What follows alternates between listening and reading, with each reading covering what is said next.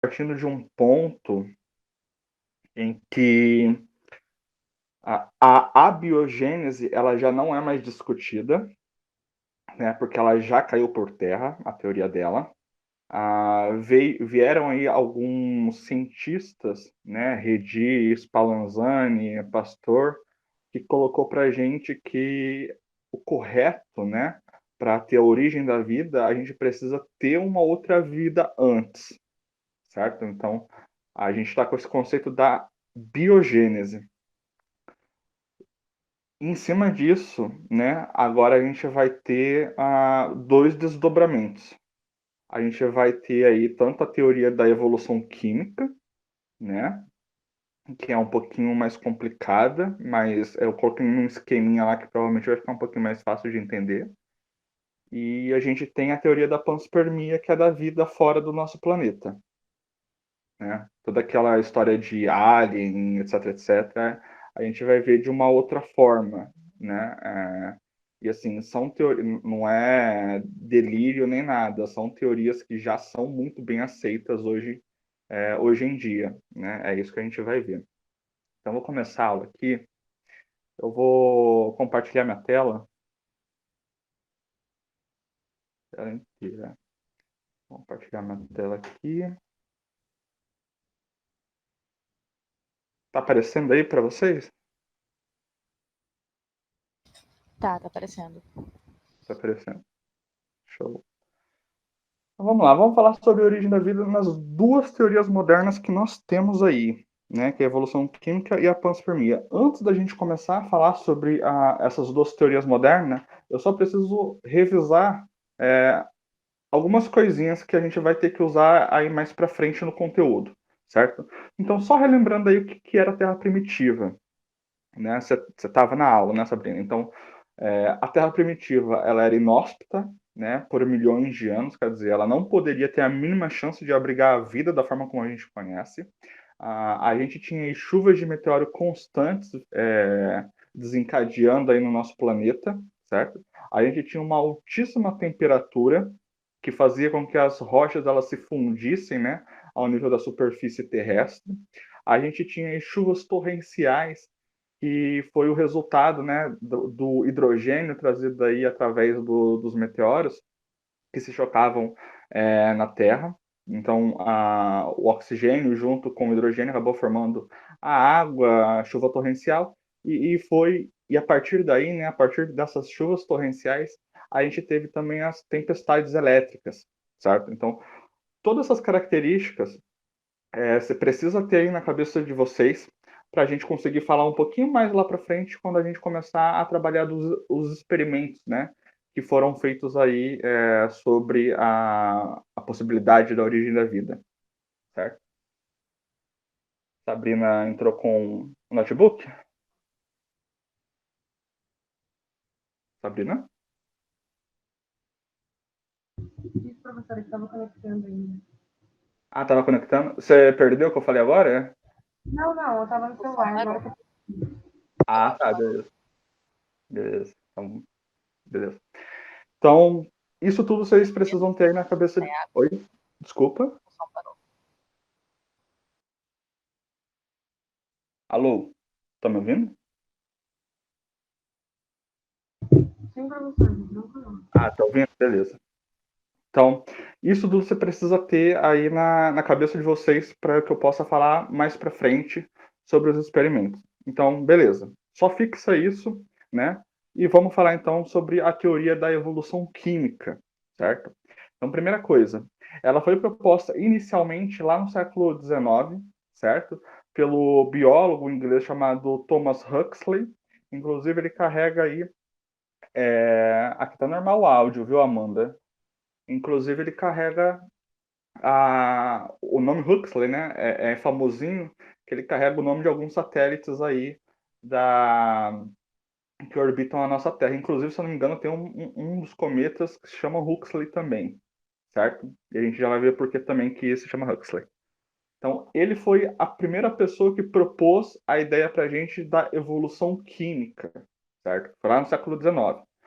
Só que essa teoria ela não foi muito bem trabalhada até o século XX, né? com o biólogo, né? Que a gente, eu coloquei o nome inteiro dele, mas a gente trata ele mais pelo sobrenome, porque é como eles são conhecidos. Ele foi trabalhado pelo biólogo aí Haldane, certo? E pelo bioquímico Oparin. E eles dois trabalharam em algumas hipóteses, em algumas teorias que a gente vai ver posteriormente que é o que se aproxima do que o que os cientistas hoje em dia, né, acreditam que tenha ocorrido. Professor, Oi. a Amanda mandou mensagem no grupo e eu acho que o dela tá mudo. Áudio pra ela. Você consegue responder? Ela fala que a questão está normal, que tá ouvindo, né? Ela sai de novo. Sei que meu gato tá.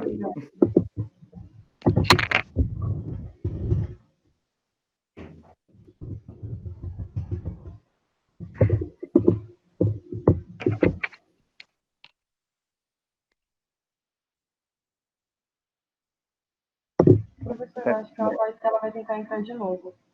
Ah, beleza. Então, só vou explicar enquanto ela está tentando entrar ali. O que esses dois cientistas fizeram, na verdade, tá ouvindo, Amanda?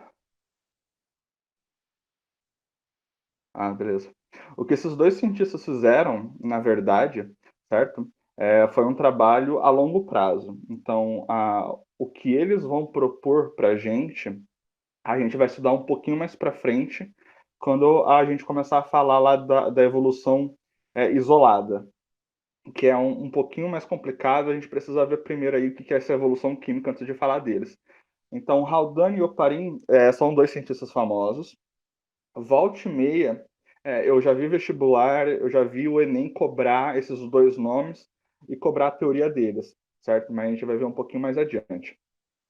E a teoria que o Huxley colocou, né, química, ele propunha para a gente da seguinte forma, que a vida, né, ela foi aí um resultado de um processo de evolução química de compostos inorgânicos, certo? Então, o que são compostos inorgânicos? Você provavelmente já deve ter visto isso em química, sobre compostos orgânicos. Na verdade, vocês devem estar tendo aula disso, né, recentemente, sobre os compostos orgânicos, né, que são álcool, éter, por aí vai, né, que tem aquele CH, tem aquele carbono, né, e um monte de hidrogênio conectado. Aquilo lá é matéria orgânica. Só que quando a gente fala da evolução química, a gente está falando da matéria inorgânica. E o que são elas? São todas as substâncias, né, que são formadas aí por moléculas de pelo menos dois elementos diferentes e que eles não podem ter o carbono ligado com um hidrogênio. Porque quando o carbono ele liga com o hidrogênio, aí eu já estou falando de química orgânica, certo? Então, qualquer molécula simples, né, que tenha pouca energia e que o carbono ele não esteja ligado com o hidrogênio, a gente chama de matéria inorgânica. Por exemplo, eu coloquei dois exemplos aí simples, né? Que é o CO2, que é o gás carbônico, e o Na2CO3, que é o carbonato de sódio. Mas, por exemplo, a água, né? H2O, é inorgânica também. E por aí vai, certo? Então, todos esses elementos inorgânicos, o que aconteceria com eles? Eles fariam combinações entre eles mesmos. Então,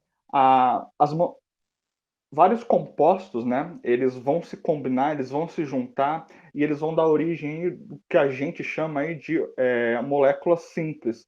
Que eu coloquei alguns exemplos aqui que são palavras que você provavelmente já deve ter ouvido alguma vez aí, tanto em ciências quanto em biologia. Como, por exemplo, aminoácidos, açúcares, bases nitrogenadas. Bases nitrogenadas, tá? Já adianta aí. Por exemplo, tem no nosso DNA. Aminoácidos são compostos de proteínas, certo? Ácidos graxos e por aí vai. E a partir do momento, né, que esses essas moléculas simples elas estão formadas, elas não parariam ali. Elas iam se recombinar, se juntar diversas outras vezes e elas iam começar a produzir aí moléculas muito mais complexas, né? Como, por exemplo, como tem um exemplo aí de proteínas, lipídios, ácidos nucleicos, beleza? Ácidos nucleicos, aí eu já estou falando do meu DNA, do meu RNA, tá? Até que, por fim, em dado momento que essas moléculas complexas elas iriam se recombinar cada vez mais, elas iam compor finalmente, né, a, algo que poderia se autoduplicar e que poderia ter um metabolismo próprio. Quando eu falo de autoduplicar, eu já estou implicando, por exemplo, no DNA, né, que o DNA ele consegue se autoduplicar. Não sei se você se lembra desse conteúdo do ano passado, né, em biologia, quando a gente estudava aí sobre a transcrição do DNA, que a fitinha do DNA ela se separa, né, e ela forma duas fitas idênticas à primeira. Então, o DNA ele tem a capacidade da autoduplicação, certo? E o fato dele criar um metabolismo, aí eu já estou falando de células extremamente primitivas, certo? Então, é, tem que pensar que essa teoria, ela foi baseada ali, né, como se fosse tijolinhos. E eu coloquei essa imagem aqui do lado para que vocês conseguissem visualizar isso. Pensa que cada tijolinho, por exemplo, se você pega esse tijolo num muro, né? Cada tijolinho desse, ele fosse aí um composto inorgânico simples, certo? Um tijolo. E ele vai se conectando com outro, e outro, e outro. E no final, quando todos eles estão conectados e juntos, né? Você tem uma parede inteira. É basicamente essa lógica que o Huxley colocou, né, na teoria da evolução química. É como se cada um dos compostos inorgânicos aí, eles fossem se juntando um com o outro, se recombinando, né? Um grudando junto ao outro, até que finalmente algo que poderia ser uma vida primitiva surgisse. Então, essa foi a colocação dele. E isso, né, é igual eu falei para você um pouquinho antes. Isso não foi tão trabalhado assim na época do século XIX. Ela foi mais trabalhada no século XX, quer dizer, ela foi trabalhada em peso no século XX, né? E ela está trabalhada até hoje no século XXI, porque a gente obviamente não chegou numa resposta, né? A ciência não tem uma resposta afirmativa aí de onde surgiu a vida e como a vida apareceu no planeta ou em qualquer outra parte do universo, né? Então, é importante que vocês entendam esse conceito da recombinação desses compostos inorgânicos, como se fossem tijolinhos, até ele completar o que seria uma parede, né? A parede aí fazendo alusão, né? Comparando com o que seria o ser vivo, certo? Então, tá claro essa comparação para vocês?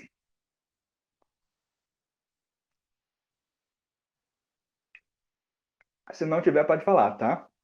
Não tem problema não, Sabrina.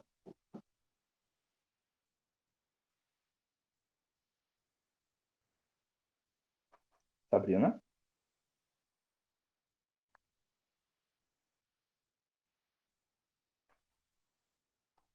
A Sabrina nem tá aqui, mas... Beleza, só você mesmo, Amanda. E Você conseguiu entender esse conceito do tijolinho com a recombinação? Beleza. entendi. Várias estruturas inorgânicas vão se juntando e formando a vida primitiva, né? Aí, beleza. Só que isso só foi trabalhado aí lá para o final do século XX. Então, até lá, a gente tem um experimento super famoso do Miller com o Urey, certo? O que é esse experimento? Ela tem um passo a passo certinho da forma como eu coloquei. Ela parece ser um bicho de sete cabeças, mas ela é extremamente simples quando você entende o que está acontecendo aqui nesse circuito que o Miller montou. Então, beleza. Miller, né? Ele foi um estudante aí do professor Urey, certo? Que era um químico mesmo.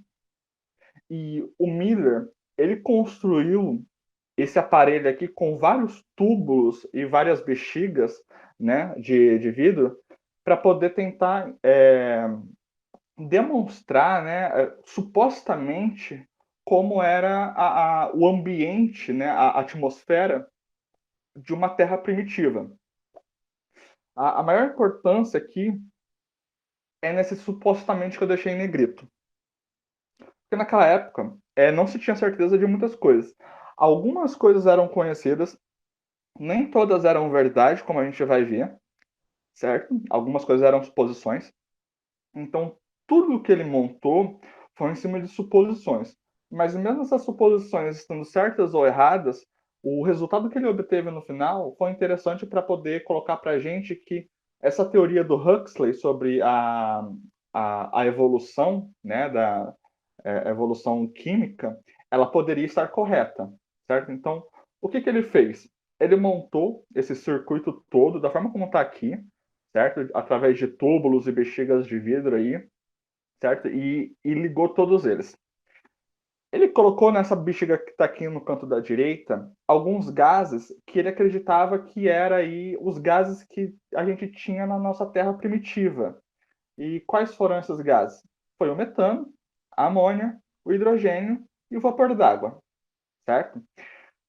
E dentro desse balão ele colocou aí a carga elétrica positiva e negativa para poder ficar girando descarga nesse ambiente, certo? E deixou por alguns dias essa descarga ligada com todas essas substâncias ali dentro, levando intensa descarga elétrica, certo? Então, ele está simulando nesse ambiente a atmosfera, né, com a composição dos gases, e com as descargas elétricas, ele está simulando o que seriam as tempestades dessa Terra primitiva, tá? E logo abaixo, a gente tem aqui o que seria o condensador. Porque o que ele vai fazer? Ele vai resfriar esses gases aqui na parte de baixo e vai fazer com que esse vapor d'água ele precipite. Quer dizer, ele saia da forma gasosa dele e entra na forma líquida, certo? Ele colocava e tudo, né? Toda essa água, todo o vapor d'água que se condensava, acabava formando aqui embaixo, ó, um reservatório de água, que era o acúmulo, né, dessa água que precipitava. E com isso, ele estava simulando, por exemplo, as chuvas que acabavam formando aí alguns mares e rios, lagos, essas coisas. Então, ele já tem aí simulações de três coisas: a simulação da atmosfera, injetando os gases que ele injetou, a simulação da tempestade, por conta da carga elétrica, e ele tem a simulação da chuva, que é essa parte aqui de baixo, que a água vai cair, né, vai se condensar, e ela vai formar o que seriam aí os reservatórios de águas do nosso planeta, certo? E um aquecedor desse lado aqui, ó, nesse balãozinho, certo? Ele fazia com que essa água ela fervesse e ela evaporasse novamente. E ele colocou isso daqui porque já era sabido que a temperatura na Terra nessa época ela era muito grande. Então a água ela evaporava com muita frequência, certo? Então esse balãozinho aqui tá para poder fazer a simulação da temperatura do planeta Terra. Então o que foi que ele coletou aí? Certo? Eu já deixei aqui anotado bonitinho, certo? O polo positivo e o polo negativo gerando a descarga, com os gases todos que estão aqui, certo? A água ela é condensada, o vapor d'água é condensado, certo? Acaba formando esse reservatório. Aqui é por onde ele vai retirar as amostras, que a gente vai ter aí quais são os resultados que ele obteve, certo? E o fogo aqui esquentando essa água vai fazer com que esse vapor ele suba e ele fique ciclando por essa região aqui que ele está induzindo a descarga elétrica. Então o que eu tenho aqui é um ciclo, certo? Um ciclo aqui que basicamente ele não vai ter fim, certo? Que era basicamente o que acontecia também o que eles acreditavam, pelo menos, que acontecia aí no planeta Terra na época em que ela estava na sua questão primitiva, né? E quais foram as conclusões que ele obteve, então?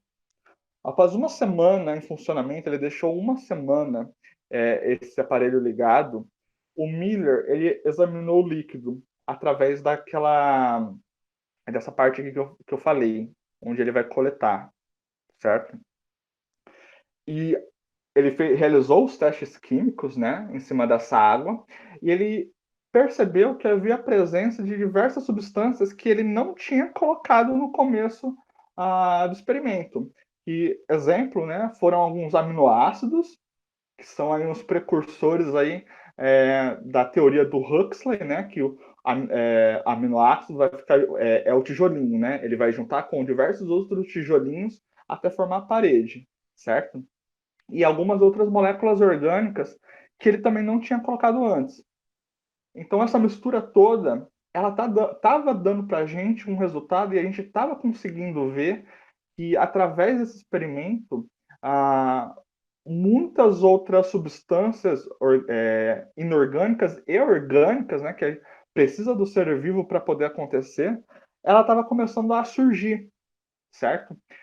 E essa foi a maior, assim, talvez, não o experimento em si, em tentar descobrir qual que era a composição correta do planeta Terra naquela época, né? Mas só pelo fato dele conseguir produzir outras substâncias e que poderiam ser precursoras da vida no planeta, essa foi o maior ponto do experimento dele. Um experimento, assim, genial.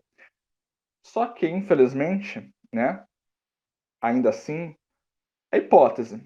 Porque esse experimento, que ficou extremamente famoso, e ele geralmente ele é cobrado aí em vestibular ou o Enem da vida, certo? Ele tem apenas um valor histórico e simbólico no meio científico. Porque a gente sabe hoje em dia que o que ele colocou ali de gases para tentar ficar equivalente ali ao planeta Terra, hoje em dia a gente sabe que não é, certo? Da forma como ele colocou. Hoje a gente já tem as evidências aí, certo? De que a Terra, entre 4 e 3,5 bilhões de anos atrás, ela era constituída aqui, ó, por 80% de gás carbônico, fator que muito provavelmente favoreceu aí aos seres vivos fotossintetizantes de surgirem primeiro, certo? 10% de metano, 5% de monóxido de carbono e 5% de gás nitrogênio.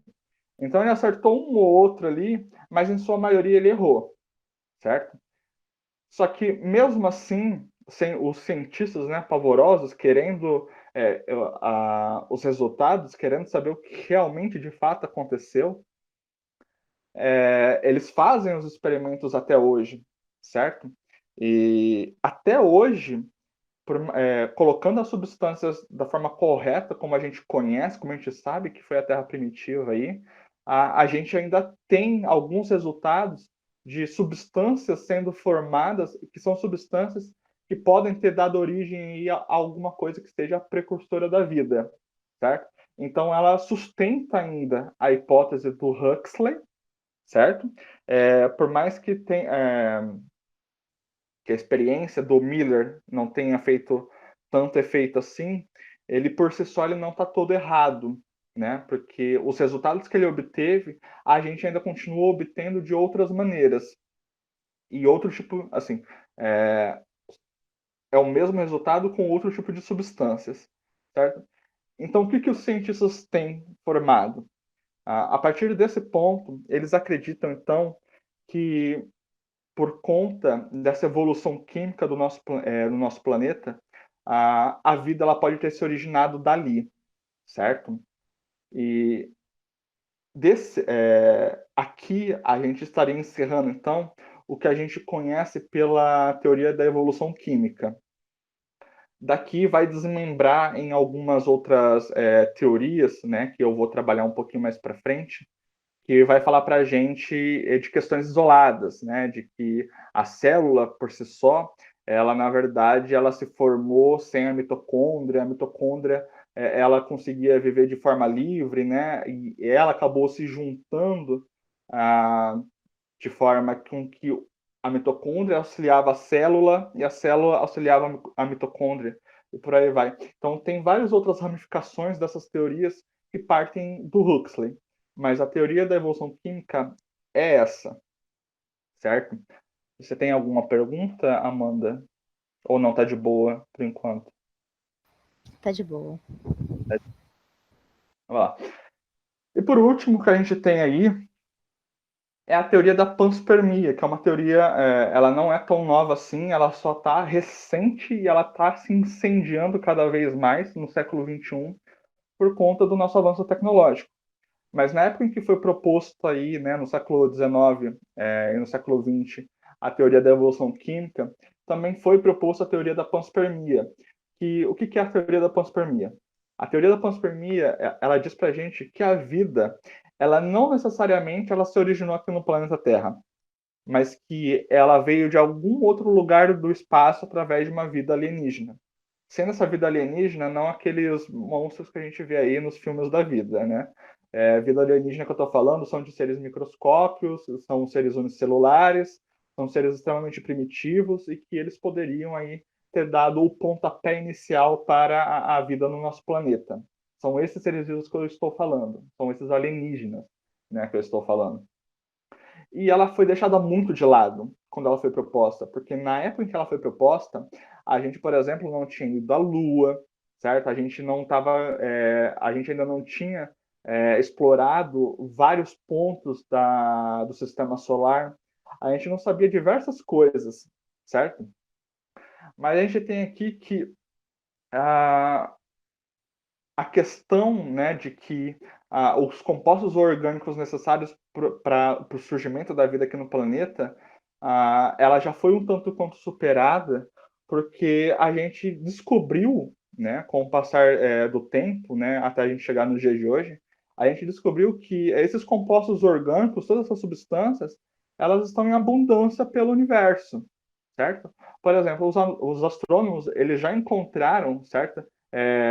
As evidências de gases interestelares, até em grãos de poeira cósmica, de asteroides que acabam se chocando com o planeta Terra, certo? E, inclusive, esses meteoritos, né, que chegam aí no planeta Terra, já foi encontrado neles aminoácidos.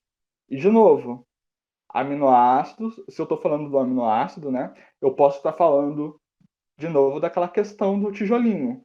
Aminoácido vai se juntando com diversas outras substâncias inorgânicas ali, até formar alguma coisa que possa ser a precursora da vida. Mas não só isso. Hoje também a gente sabe que existem seres que são capazes de sobreviver no vácuo, quer dizer, no espaço, certo? E o exemplo que eu tenho aqui é esse bicho bonitinho, microscópio, certo? Que a gente chama de tartígrados, que eles conseguem sobreviver em calor extremo, em frio extremo, no vácuo, certo? E eles não morrem. Eles entram em torpor, né? Eles não conseguem realizar atividade metabólica, mas eles não morrem por conta disso, certo? Eles só conseguem realizar atividade metabólica quando eles estão submersos em água. Mas ainda assim, eles seriam aí, por exemplo, um grupo de animal, certo? Eles seriam um grupo de animal aí que conseguiria sobreviver no espaço, certo? Então ele poderia ser um desses viajantes aí de um local para o outro do espaço. Então a teoria da panspermia é sobre isso, certo? E por que ela está ganhando mais força agora? Porque nós temos a tecnologia para poder saber que no espaço a gente pode ter vida, certo? E não necessariamente, na verdade, é um tanto quanto egocentrismo nosso achar que o nosso planeta ele seja aí o centro de qualquer coisa. Até 300 anos atrás, a gente acreditava, por exemplo, que o nosso planeta era o centro do universo. E hoje em dia a gente sabe que não é. Então, esse conceito de que na Terra surgiria a vida, ela tá deixando de ser um tanto quanto utilizada, né? E a gente está utilizando mais o termo de que a vida poderia ter sido originada em outros pontos do universo e ela poderia ter sido semeada aqui na Terra. Então, esse conceito é importante. E, por último, da aula, tá? é o seguinte: geralmente a gente vê uns choques de teoria, certo? Uma teoria tenta derrubar a outra. O engraçado da panspermia com a teoria da evolução química é que uma não derruba a outra. Na verdade, as duas teorias, elas podem coexistir e, na verdade, as duas podem estar corretas. Ao mesmo tempo que aqui no planeta Terra estava passando por todo aquele processo da evolução química, né, dos aminoácidos se juntando com outro aminoácido, até formar uma proteína que vai se juntar com outra molécula, tudo para formar compostos mais orgânicos. Ao mesmo tempo que isso tudo acontecia aqui na Terra, algum meteorito, né, pode ter se chocado na Terra trazendo alguma outra forma de vida, um pouquinho já mais avançada. Então percebe que uma teoria não anula a outra. Na verdade, as duas, né, hoje em dia, com a tecnologia que nós temos, as duas, elas estão cada vez mais se complementando. Beleza? Tem alguma dúvida em relação à panspermia? Professor, essa é a mesma teoria que diz que a água veio do espaço? É a mesma teoria. Porque assim, a gente, obviamente, a gente tem uma quantidade de água aí que estava no planeta, do ponto que ele foi formado, né? Quando os vulcões começaram a expelir os gases, formando a atmosfera primitiva, toda aquela história, tudo. Mas já tem estudos que diz pra gente que a maior quantidade da parte de água que nós temos no nosso planeta foi em decorrência aí dos meteoritos que se chocaram com a Terra numa época primitiva. Porque teve um período do nosso planeta que a gente foi bombardeado por esses meteoritos. E nesses meteoritos eles carregam bastante substâncias, como por exemplo o hidrogênio, certo? E essa foi uma das minhas primeiras aulas, que inclusive eu cheguei a comentar que quando esse hidrogênio ele começou a se formar ali com o oxigênio, começou a formar água, o planeta ele estava numa situação em que ele era uma grande bola de fogo, ele era muito quente, certo? Então essa água ela evaporava muito rápido, certo?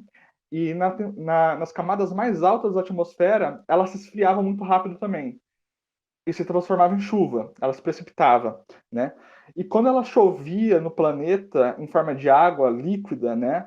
Ela se esquentava de novo por conta da temperatura e evaporava. Então, ficou fazendo esse ciclo durante milhares e milhares de anos, até finalmente o planeta se resfriar, né? Chegar numa temperatura aí um pouquinho mais considerável para a gente trabalhar o início da vida. E foi nesse período, né, dessa chuva, das descargas elétricas, por conta das tempestades, certo? Provavelmente ali as substâncias, uma se misturando com a outra, constantemente, que ali já estava começando a caminhar o que poderia trazer a vida para o planeta. Sendo por conta dos elementos químicos que já estavam aqui no planeta Terra, ou pelos elementos que vieram acompanhados aí pelos asteroides. É mais ou menos essa a lógica. Entendeu? Uhum, entendi. As teorias são muito boas, né? Oi? Não Essas entendi. teorias são muito boas, né? Eu sou apaixonado pelas essas teorias. Quando eu fiz o meu TCC da faculdade, foi sobre a origem da vida, evolução versus criação, né? Então eu tive que estudar aí um pouquinho sobre o ponto de vista bíblico para poder ver como é que era falado e é engraçado que assim, por mais que a Bíblia ela ande um pouco separada hoje em dia, né, da ciência, ela ainda assim ela manteve alguns conceitos evolutivos dentro dessa fase da criação do planeta Terra, certo? É, por exemplo, aparecimento da água dos mares, né? E logo em seguida o aparecimento de animais marinhos. Então, essa sequência, primeiro o surgimento da água, depois dos animais marinhos, para só depois aparecer os animais terrestres dito na Bíblia, certo? Isso pegando só a cultura cristã para dar como exemplo.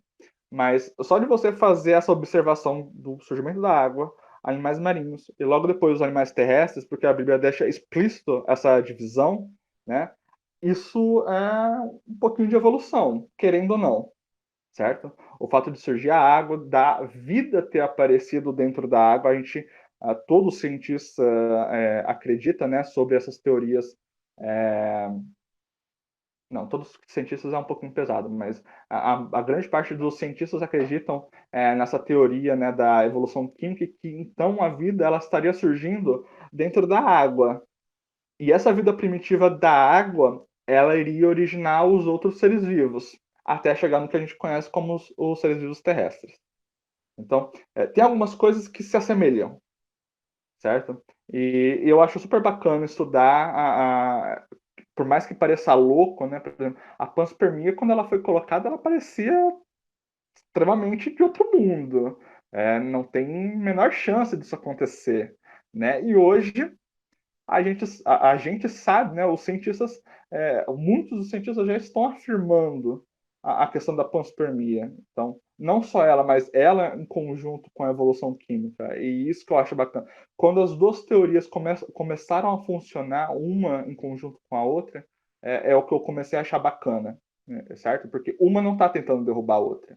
Uma vai complementar a outra. E talvez essa, para mim, seja a parte mais legal de estudar esse conteúdo, certo? Então, a aula de hoje é isso, certo? Era a teoria da panspermia e teoria da evolução química. Na próxima aula eu vou tentar começar a entrar um pouquinho mais nos experimentos de outros cientistas para poder falar sobre os casos das evoluções químicas isoladas, né? Que vai dar um pouco mais de aprofundada ali, mas também é necessário. Também está no meu conteúdo e eu preciso falar. Beleza? Amanda, muito obrigado por você ter aparecido aí, viu, de coração. E qualquer coisa é só falar. Se tiver alguma dúvida em biologia,